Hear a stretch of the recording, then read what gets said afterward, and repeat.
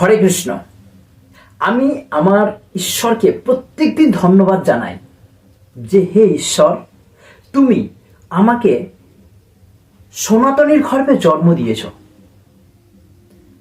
আজ আমি অনেকটাই ভাগ্যবান যে ভারতবর্ষে জন্মগ্রহণ করেছি, তাও আবার সনাতনের ঘরে, অর্থাৎ হিন্দু ধর্মে। আমাকে আজ বড় দুঃখের বিষয় লাগে যে আমাদের হিন্দু ধর্মের অনেকগুলো মানুষ আছে যে হিন্দু ধর্মের ছোটখাটো কিছুও জানে না। তাই আমি তাহাদের জন্য ছোট্টখাট্ট একটু আমাদের হিন্দু ধর্মকে সেই সব মানুষের কাছে পৌঁছে দিতে চেষ্টা করছি।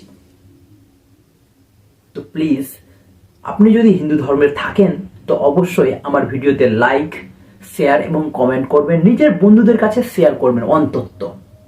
কেননা আমাদের হিন্দু ধর্মটা দিনের পর দিন উজ্জ্বল হয়ে চলে যাচ্ছে।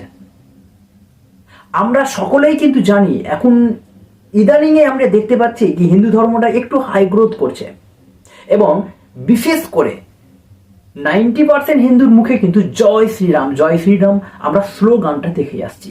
তাহলে কখনো ভেবে দেখেন, আপনি যেটাই বলুন না কেন আপনাকে কেউ কোশ্চিন করেই দিতে পারে। এবার দেখুন, জয় শ্রীরামটা আমরা রামায়ণ থেকে পেয়ে থাকি।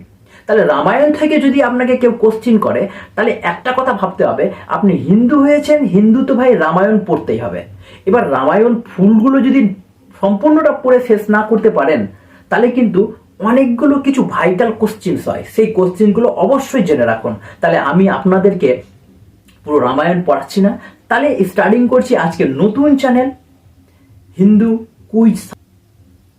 তাহলে চলুন আজকে আমি আপনাদেরকে বলে দিই কি আমরা সকলেই যখন জয় শ্রীরাম বলি, তাহলে আমাদেরকে একবার জেনে নেওয়া উচিত কি জয় শ্রীরাম এনার বাবার নাম কি, অর্থাৎ রামচন্দ্রের বাবার নাম অর্থাৎ পিতার নাম কি।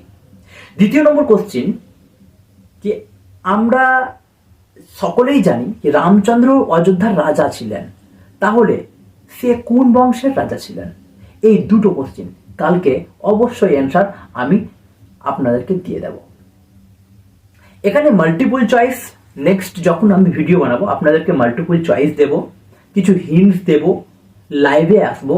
আপনারা আমাকে অবশ্যই সাপোর্ট করুন যাতে আমাদের হিন্দু ধর্মটা বেঁচে থাকে পৃথিবীর বুকে।